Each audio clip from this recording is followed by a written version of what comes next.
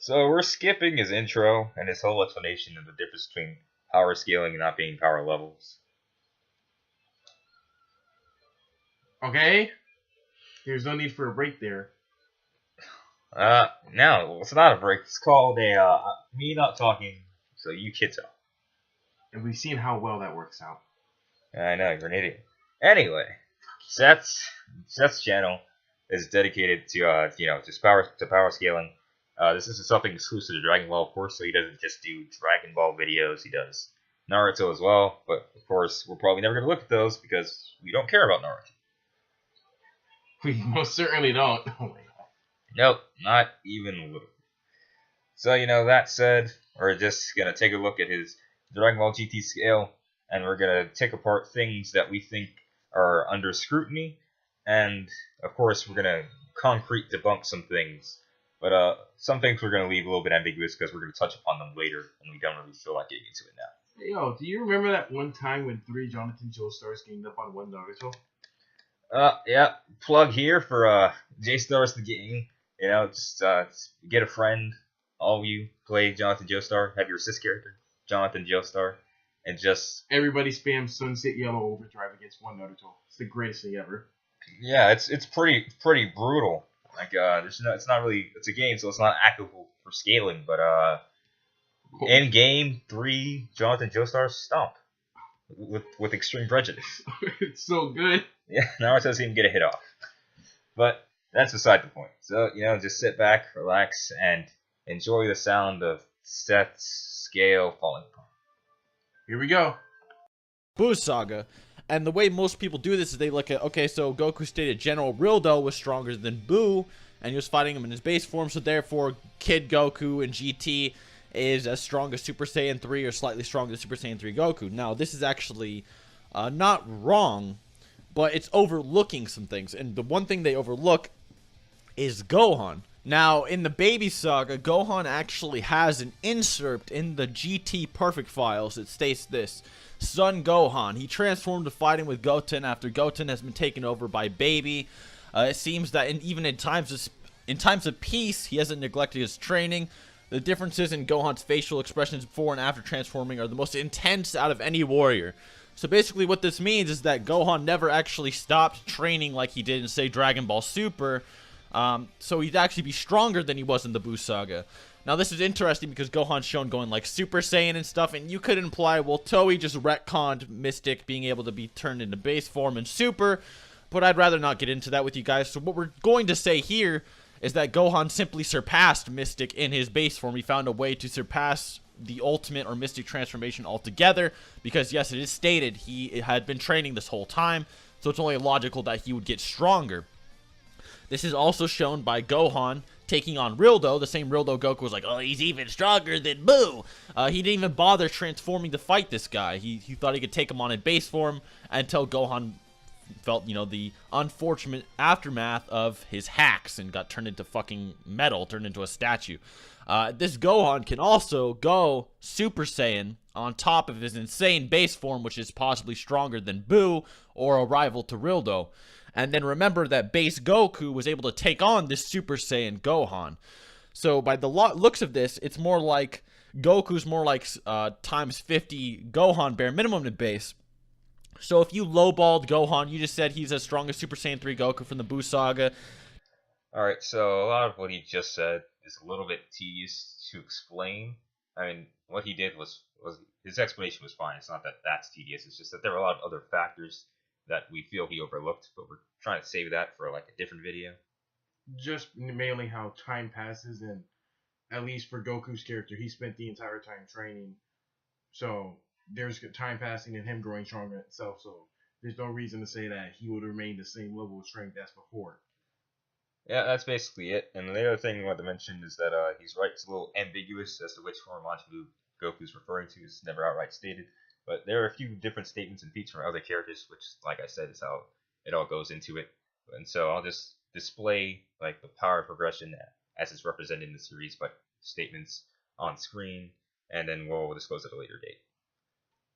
Okay. in Super Saiyan 3 Goku, depending on your perception of how Baby dealt with him. Do you think Baby was just toying with him? Do you think Baby was actually impressed with Oob's power? Do you think he actually struggled with Oob more than Goku? That's where the... Okay. So this is the first part where we'll have a concrete disagreement. So all of it, again, there's a little bit of ambiguity here, so there's no direct statements. But I think it seems pretty clear cut from the statements he has that Oob was stronger than Goku, considering he sensed that Goku lost, but still tried to fight Baby anyway. And then, there's Baby's statements about enjoying fighting Oob. Did he enjoy his fight with Goku? Not particularly. Every time he fought Goku, he stomped him and gave him no compliments whatsoever. In fact, he actually berated him during their second fight by saying he didn't increase in strength at all. Well, rip. So, between those two factors, I think it's confident to say that Oob, at the time, was stronger than Goku. And another thing that Seth leaves out is that he says that this is the strength that Oob and Goku gained from training together. Again, not keeping in mind the fact that there was steady progression throughout the entire Black Star Dragon Ball saga to the Baby saga. And it's even stated twice by the narrator that this is an even brawnier Oob, meaning that he's talking about the strength increase he got from the beginning of GT to now. Okay, makes sense, I guess. So that's the first, real thing that we're going to have to hardcore say. Sorry, nope. Multiplier onto that. We can only say that Baby is only greater than his base form, and that Majub is being weaker than Baby, but stronger than Super Saiyan 3 Goku. Alright, so while it's true that there's no official multiplier given for, Baby Vegeta to Super Baby Vegeta 1 and Super Baby Vegeta 2, there are implications in the GT River files, which will show above that it's basically like Super Saiyan forms, so you can just use those multipliers. And so, because of that, we think it's safe to assume that Baby gets 8 times stronger in that process, and because of that, Majub fits a little bit under that, as he's powerful enough to rival Baby, but not so weak that he dismissed him easily. All right. Minimum 10 times, since Baby was considered a Super Saiyan before even transforming into an ape. And Golden Great Ape Goku is a times 500, because remember, Uzaru is times 10, and the Super Saiyan is times 50, so you stack those together, that'd be times 500, which makes sense because Golden Ape Goku is stronger than Super Saiyan 3, and Super Saiyan 3 Goku is times 400, so that does add up. And then remember that Golden Uzaru Goku intimidated Baby. We don't really know concretely how much stronger he is, or if he's even stronger at all. We just know that Baby was tilted by his presence. And then we also need to realize that there's no actual official multiplier for Super Saiyan 4. Most people just say it's times 10 Super Saiyan 3 because of, like, times 10 Kamehameha! It's like their headcanon. There's no actual specific statement in any guides or in the show. And even the times 10 Kamehameha, it's not actually times 10. There's no proof it multiplies his power by times 10. It's never somehow taken out fighters he couldn't handle without the Kamehameha. So Super Saiyan 4 is then equal to Golden 8 Baby, give or take. Like, they can knock each other out and shit like that. Meaning Super Saiyan 4 is anywhere from, like, around 10 times greater than Golden Ape. And this makes sense that he'd be 10 times Golden Ape, as Baby was dominating Super Saiyan 3 Goku. So if Baby was stronger than Super Saiyan 3 Goku, and then got a 10 times boost, and Goku was getting dominated in base and then got his own 10 times boost, then Super Saiyan 4 Goku would have just simply gotten dominated the whole time. There wouldn't have been any equal exchanges or even relevant power to each other, which is why it makes more sense for it to be times 10 that of Golden Great Ape, which would be a times 5,000 multiplier altogether. So we'll disagree here again. So basically here he talks about like Golden Uzaru and the boost from that. And so we actually did a video on that, but you guys would know about it. They got, copyright strike. By Toy, of course, none other than. It was ridiculous. They seemed to fail to understand the meaning of fair use. It really triggered you. Well, yeah, I mean, like it was a quick upload, way faster than usual. We could have had 2 videos out that week, but Toy was like, LOL, no. But whatever, more to the point, I'll explain briefly, without getting into like that video itself, because we're hoping to re-upload it at one point, why 500 times for Uzaru doesn't work. So basically what you're saying there is that if Super Saiyan 3 Goku was a 1, then Golden Uzaru Goku would be a 25. I mean, a 1.25. So that's only a 25% increase. So you're saying that boost is enough for Goku to go from getting stomped by Baby's first form to strong enough to contend with Baby after he's transformed twice. Now, I don't think I need to go into detail about how ludicrous it sounds that Goku with a 25% increase can suddenly fight with Baby. Yeah, it does sound a little outlandish. So that'll be our disagreement there. And then we'll move forward and say that we agree with Seth that 4,000 is a flawed multiplier for Super Saiyan 4, but we don't think that 5,000 makes it any better. 5,000 is a little large. Well, we're talking 5,000 for 4. That's what I'm saying, like all the other plus multipliers, and then for Super Saiyan 4 itself, increases it by 5,000. By that point, there really wouldn't be much competition for most of the other battles when he actually goes Super Saiyan 4. What I was saying it's saying 5,000 overall, so it'd be what do you call it? Instead of 10 from 3, it'd be whatever. I don't feel like calculating it. 400 divided by 5,000, like 20 times, I guess, probably. Yeah. All right. It makes more sense for it to be times 10 that of Golden Great Ape, which would be a times 5,000 multiplier altogether. So if we say that Super Saiyan 3 is times 8 that of Super Saiyan, and Majub is stronger than Super Saiyan 3 Goku, then you can lowball Super 17 arc Super Saiyan Goku to being 10 times stronger than his baby counterpart, because Super 17 dominated Majub, yet Super Saiyan Goku was able to hold his own, despite that same Majub being stronger than Super Saiyan 3 in the previous arc, meaning he obtained around a 10 times increase. It would actually be more logically like a times 11 boost, because Majub would be at least like 9 times, with Super 17 suppressed being like 10 times, and then Goku comes in, starts dominating that suppressed 17, so it'd be more like 11 times in all actuality. And obviously it'd be a lot more. That's just extremely lowballing. And then of course, you know, I think you may have fucked up a little bit on your math. I'm pretty sure it'd be like maybe a 12.5 or something around there. Yeah, I know that. I checked them. Yeah. You know, you probably should have checked up on it earlier. Even earlier. We're recording this now. Before we recorded, get your information in order first. This is something we were just talking about. It wasn't... there's no script here! Alright, whatever. Moving on to focus on what Seth was talking about, we're supposed to be doing. I think it's fair to say that Goku did get significantly stronger, and we'll agree with the general range of his increase, around 10, 12, something like that. But we're gonna have to disagree on the fact that Goku would be relative to Super 17, even before the Kamehameha. Kamehameha? Get it right? I just wanted you to say that. Anyway, yeah, I think it's pretty evident that Super 17 was stronger than Super Saiyan Goku. Alright. Well, also because we may have already gone over this before. Yeah. Plug here, check out our video, The Truth About Super 17, and learn a bit more about that, and go more in depth there. But that's basically all there is to it there. So, you know, Super Saiyan Goku's stronger than Majub, so way stronger than his previous arc, but still not a match for Super 17. He was clearly just toying with him the entire time. Of course, as a Super Saiyan 4, he would obviously be like around 10 to 11 times stronger than his baby counterpart, with Super 17 being vaguely stronger than that after absorbing his power, and then being defeated when his defenses were down when he was absorbing 18's energy, which left him open to base Goku's attack, since his defenses were null. Kind of like God Goku versus the laser thing. It was that he just literally had no defense when he was absorbing someone else's energy.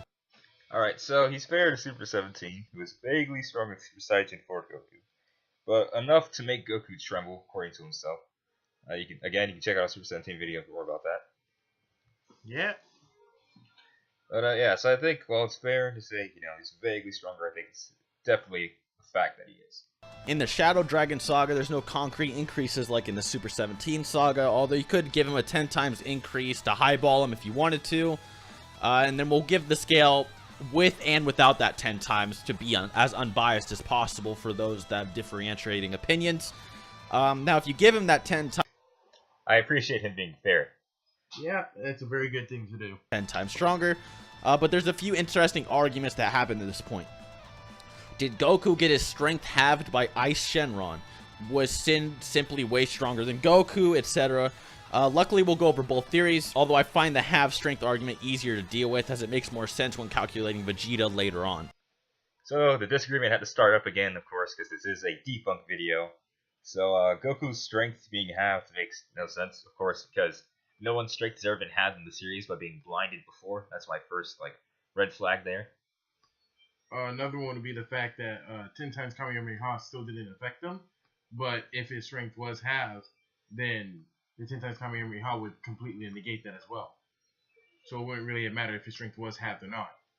Yeah, that's when it gets into the fight with Yi Zilong, considering Yi, did tank his attack.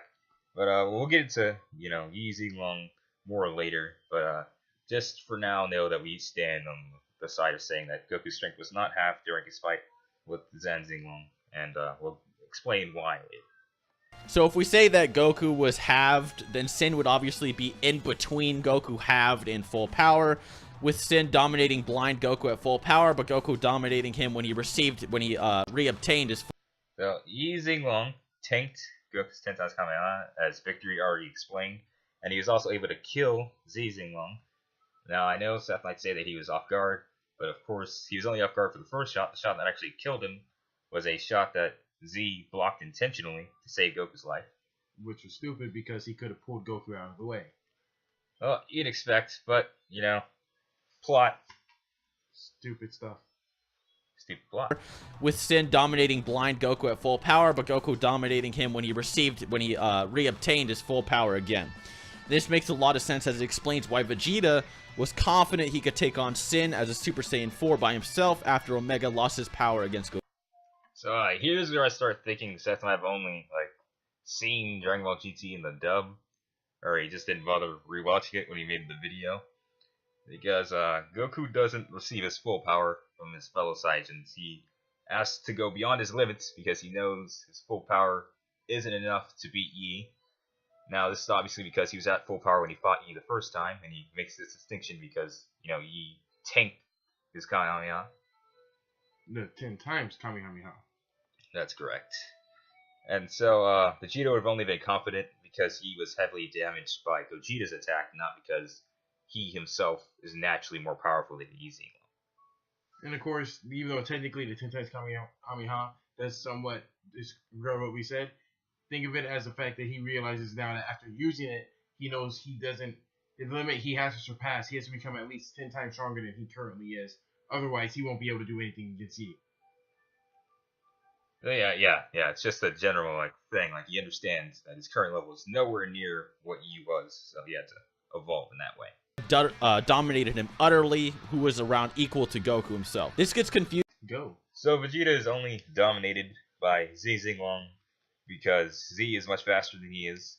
Now the same thing happened to Goku. And the second thing is that he was nearly out of energy when this happened. So I don't think his distinction of saying that Z is stronger than Vegeta, so he's stronger than Yi, really holds up any weight in this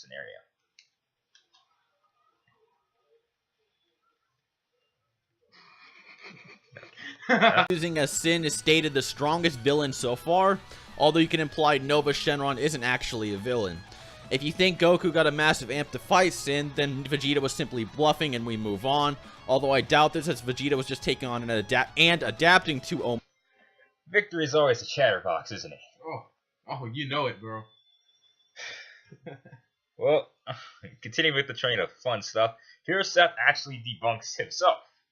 Oh, you told me about this. Yeah, so we'll annotate it on the screen for you. But here he provides a statement that says, Yi is the strongest dragon, not villain. So he tries to make the distinction that Z Zilong can be stronger than Yi, despite the narrator saying that Yi's the strongest because it says Yi's the strongest villain, and he doesn't recognize Z as being a villain. Why? How? I think it's just saying that because Z was kind of a nice guy. Wasn't he a villain? Well, I'd say he was a villain. Wasn't he against the main protagonist who was the hero of the story? Oh, then you could just say he was an antagonist, not villain. The antagonist is the opponent of the hero. Oh, yeah. That doesn't necessarily make them villains. This guy Krillin at one point was an antagonist. He was a villain. Well, I mean, he was just against Goku's rival, not exactly a villain. That makes you a villain if you're against him. As Superman would say. So, what? Superman from G? Yeah, you know it. Yeah. Superman literally says if you're against me, you're a villain. Yeah, well, we're getting too off track here, as we tend to do. But basically, the gist of it is that it says dragon, not just villain. So Seth's attempt to get out of it by saying that Z is not a villain doesn't really hold any weight whatsoever. And on that same point, Yi clearly killed Z Xinglong under his own power, and again was so strong that Goku chose to surpass his limits just to fight him. Plus, there are multiple statements about his strength throughout the series, and if I'm not too lazy, I'll screen cap them all. Well, less chose to and more had to keep people alive. Omega, who was confirmed 10 times the power of Syn Shenron. This also means the Dragon Fist amplifies Goku by roughly around 10 times as well. Goku and Vegeta then fuse into Gogeta, who in the GT Perfect files is stated to be tens to dozens of times stronger than Goku. Alright, so Seth continues to use the Dragon Ball GT Perfect files as part of the explanation, which I think is fine. I consider guides to be secondary information myself, but it's always good to try to look at all the sources you can when you're compiling lists like this. So I think that just adds further discrepancy to why it's kind of weird why he comes with these placements, because that's the same guide that says he's the mightiest of the Shadow Dragons, which again the statement he provided himself also says. It's also the same thing that says that Goku and Vegeta are equal, so it's weird that he's trying to put Goku so far above Vegeta in his list of justifications. So that's another weird thing. But again, I feel like he didn't bother rewatching the show before making his video. Doesn't sound like he did. Well, hopefully, if he looks at this, he sees the error of his ways. Gogeta is bare minimum 24 through 96 times more powerful, which makes sense considering Omega is about 10 times. Omega highballed would be, of course, 10 times, with Gogeta being around 96 if you wanted to highball him, lowballing being 24. Anyways, guys, that's the GT power scale. Hope you enjoyed, hope you learned something, and tell. So, I'd like to thank you all for watching, and I hope you enjoyed the debunk.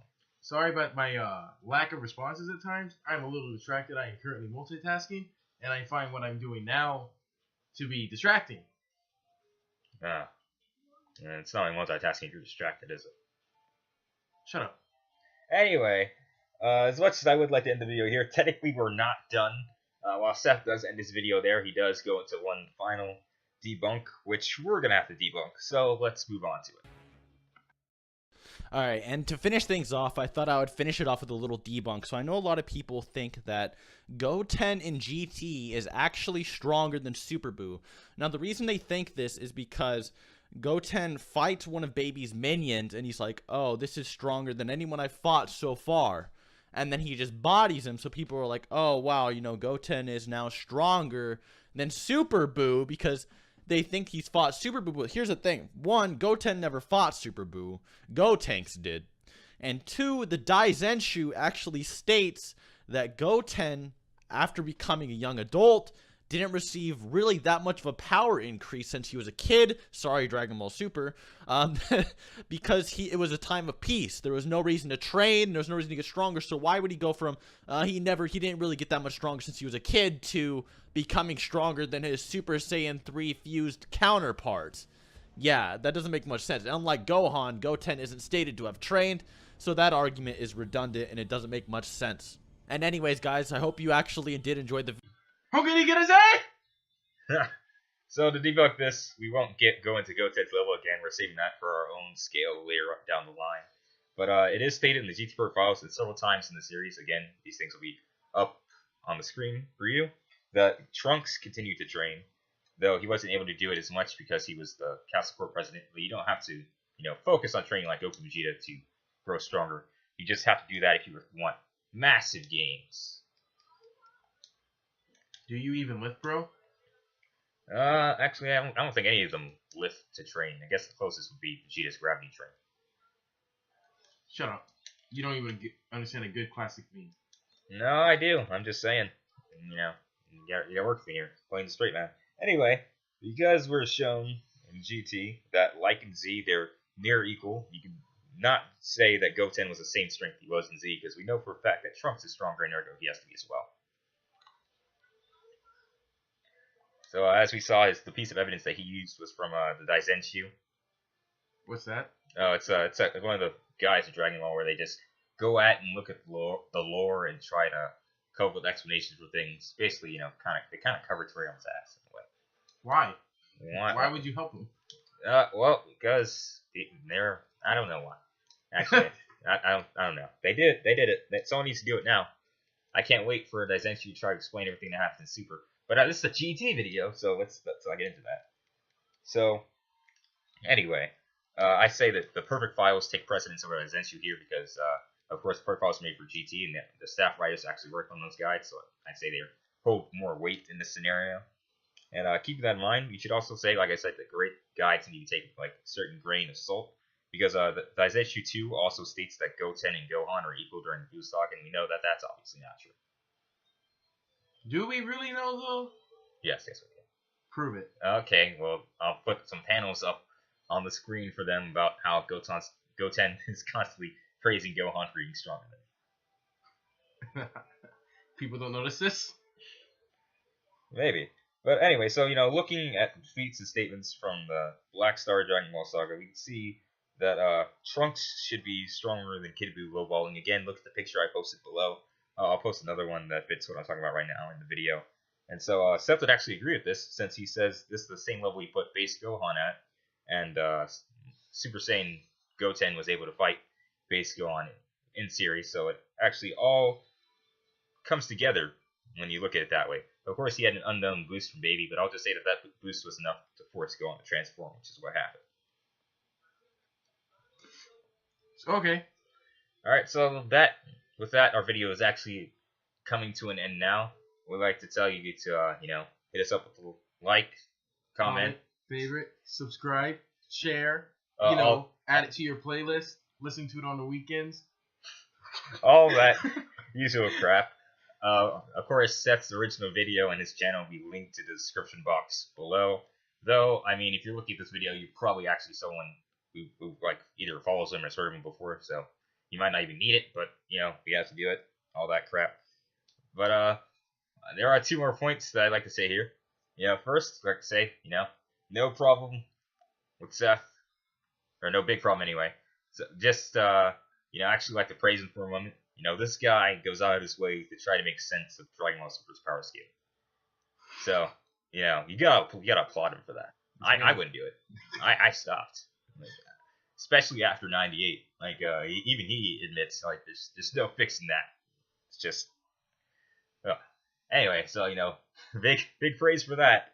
And, in addition, actually, you know what? I can't really remember the second thing I was going to say. Wow, aren't you? Oh, well, I mean, you don't know what I was going to say either. No, I don't. No. That's the sad part. Is it the sad part? I would have laughed at you if I knew. Oh, wait, now I recall. Seth has said before that he can't be debunked. So, since we just did it, does that mean that we are now undebunkable? I don't think that's how that works. I don't know. I mean, I think his power of not being debunked is now transferred to us. That doesn't sound right. I'd say it is right, so don't bother trying to debunk this video, because we can't be debunked now. You're an ass. You are So such you. an ass. That's literally our tagline. Assholes trying to have fun. Anywho, that may have gone on too long, but yeah, again, thanks for watching. Do all that crap we said earlier, and be sure to catch us on the next video. Bye now.